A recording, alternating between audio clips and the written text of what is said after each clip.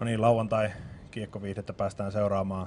Paikalla on tänään Jyväskylästä PHC JKL jäsenet Antti Sirviö ja Juhani Putkonen. Viime lauantaina järjestettiin Jyväskylässä ehkä eniten kohua herättänyt hyvän tekeväisyystapahtuma nimenomaan positiivisessa mielessä.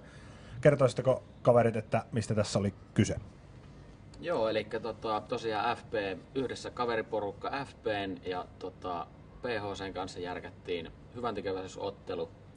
Idea siihen syntyi varmaan ehkä elokuussa kesällä. Heitettiin vaan, että pelataan höntsömatsi vastakkain, että olisi siisti pelaa höntsömatsi vastakkain. Ja hommat lähti sitten ihan niinku vähän kivasti kirjoittaa siinä ja siitä sitten saatiin aikamoinen spektaakkeli kasaan, mikä sitten ylitti kaikki odotukset. Ja et ei mitään, että siisti juttu, että kaksi tuommoista kaveriporukkaa tavallaan saa järkättyä noin hienon jutun ja että siinä ei ollut mitään muuta sen isompaa organisaatio takana ja näin poispäin.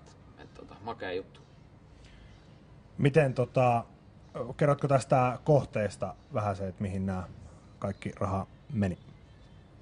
Kohteenahan oli tosiaan Hope-säätiö ja Jyväskylän toimipiste erityisesti. Ja, idea tähän kohteeseen tuli kun Mäenpään Mikko, joka tuolla Venäjälläkin vaikuttaa ja myös PHC:ssä luutii välillä takalinjoilla, niin hänen vaimonsa nainen Tiina on Jyväskylän porukan vetäjä ja sitä kautta he ehdottivat, kuulivat, että tämmöinen homma on tulossa, että olisiko mahdollista, että he pääsivät olemaan lahjoitusten kohde ja me sitten heidät valittiin siihen. Ja tosiaan Hope tukee vähävaraisia lapsia, kellä ei ole mahdollisuuksia harrastaa oman perheen toimesta ja heille tarjoavat tämmöisiä mahdollisuuksia päästä tekemään kaikkea kivaa yhdessä.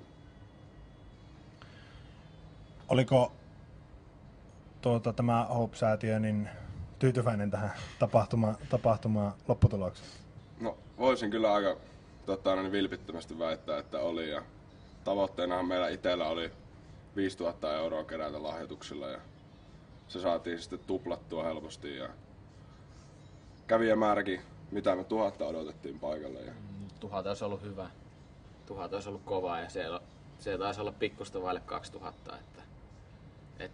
Siinäkin niin mentiin, kun ylitettiin kaikki odotukset. Oli kyllä aika mahtava fiilis vetää tuonne sisälle halliin. Että vähän jännitettiin, että onko se jengiä ja sitten kun menee sinne, niin kyllä pää vähän pyörii, että että täällä on oikeasti meteliä ja jengiä hallissa.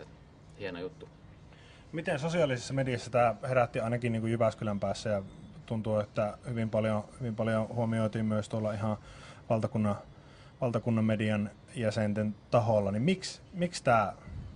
miksi te koette, että tämä niin kuin löi niin hyvin läpi?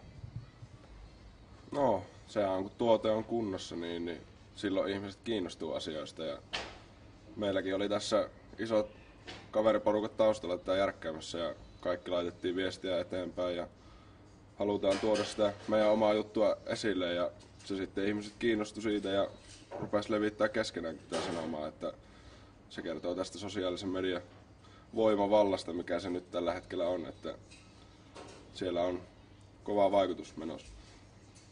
Mitenkä sitten, jos lajia mietitään, niin oliko alusta asti selvää, että laji on jääkiekko? No joo, kyllä se aika selkeä oli, että tosiaan silloin kesällä ruvettiin miettimään sitä, niin kyllä se oli lätkä että FP on enemmän ehkä, ne itse vetää fudista, mutta meillähän ei tuo fudis oikein kuulu tuohon meidän lajikirjoon, niin kyllä se oli lätkä siitä suoraan sitten valikoitu. Ja tosiaan kun he pyysivät meitä FP-videon, heillä oli se Jypinkylä 3 musiikkivideo, niin he pyyti meitä siihen ja siinä oli meistä pikkupätkä ja heitettiin siihen jotain lätkäjuttua, niin kyllä se sitten sitä kautta selkeytyi suoraan jääkiekoksi.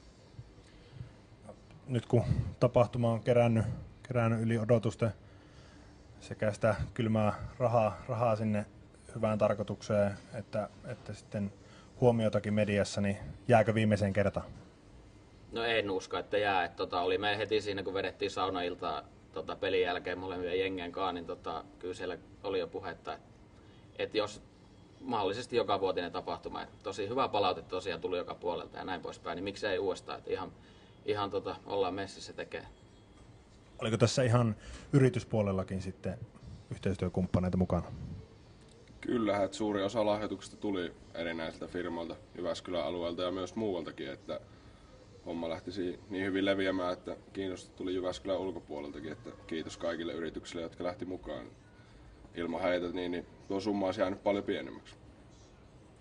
Miten sitten PHC JKL, ei sano varmaan valtakunnan tasolla välttämättä niin älyttömästi muuta kuin noin hupparit ja pipoot, niin kertokaa mikä on PHC JKL? No, tää on nyt meidän kaveriporukan lätkäjengi ja homma lähti 2010, painettiin tuolla Jyskän pikkukaukalossa vähän pipohokia ja siellä käytiin pelailemassa kerran viikkoa ja hyvin oli porukkaa ja ruvettiin miettimään, että pitäisiköhän tästä nyt sitten ruveta pelaamaan vähän enemmän tosissaan, että hommataan kamat ja hommataan vuorot tuolta hallista ihan, että päästään pelailemaan. Ja siinä sitten jengi innostui ja jostain ihmeen kaupalla kaikki sai kamat hommattua ja saatiin vuorokin vielä siihen varattua kerran viikkoon. Ja siellä nyt ollaan käyty vääntämässä pari vuotta ja homma näyttää oikein hyvältä. No joo, eipä tohon nyt ihan hirveästi lisättävää. Et tosiaan sitten tossa nyt mikä toi haippi nyt on, pienhaippi ainakin Jyväskylässä se on tullut, niin Jypin kautta jonkun verran jengi syttynyt. Et siellä on ollut meillä on ollut jäällä Vatasen Samia ja Pesosen Harria ja näin poispäin. Ja sitten Mäenpään Miksa tosiaan, kuka vetää nyt ZSKA Moskovassa, niin kuuluu ihan meidän rosteriin, että hän käy sitten kesäisin meidän kanssa jälleen. Näin poispäin. Sitten pojat on siihen syttynyt ja laitettu vähän kuvaa Facebookiin, että niillä on hupparia ja pipoa päällä, niin sitä kautta saatu kyllä aika hyvä haippi tosiaan tänne luotua. Et voisi sanoa, että ehkä maailman paras höntsyjengi meillä on. No sitten mennään tähän tämän päivän osastoon. Tänään vastakkain mestisottelussa on Jyp Akatemia ja KK. Minkälaista peliä Putkosen Juhani odottaa tästä pelistä? Joo, tää on mun eka mestispeli tälle kaudelle, minkä mä näen. Kyllä mä odotan, toivottavasti tulisi tasainen matsi, vauhdikas matsi. Akatemialla tosi nuori joukkue ja lähtee haasteena tän illan peliin.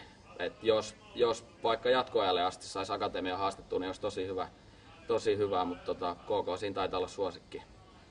Katsotaan siitä eteenpäin. Joo, kyllä tiukkaa vääntöä oota, että siellä on KK:llakin Nättisen Jussi, joka oli viime viikonloppunakin täällä pelaamassa, että tekee paluu halliin, että viimeksi tässä jää vähän hampaankoloon pelistä, että se voi olla, että nelosketjusentterillä on tänään näytön paikka. Että luotan kyllä, että Akatemian veskarit hoitaa tämä, että siellä taitaa olla Perhosen Samu maalilla, että hänen on kova luotto. Onko mitään sisäpiirin tietoa sitten näihin kavereihin liittyen? No on varmaan. En mä tiedä, voiko tässä nyt kaikkea värjätä, mutta onhan siellä Lepinen ja Myttynen ainakin kovia PHC-faneja, jos ei muuta, ja Perhonen myös. Mutta ei sen enempää. Et toivotaan, että pojat onnistuu tänään, ja tosiaan olisi kiva, jos Akatemia saisi kunnolla laitettua kampoihin KKlle. Tässä on tähän peliin niin varmaan tuolla Nättisten Gripsillä haettu kesällä jo vähän ennakkoasetelmia, että saa nähdä, että kumpi vie tänään voiton. Selvä juttu, kiitoksia ja jäädään jännityksellä odottaa mitä tapahtuu. Kiitos. Kiitos tästä.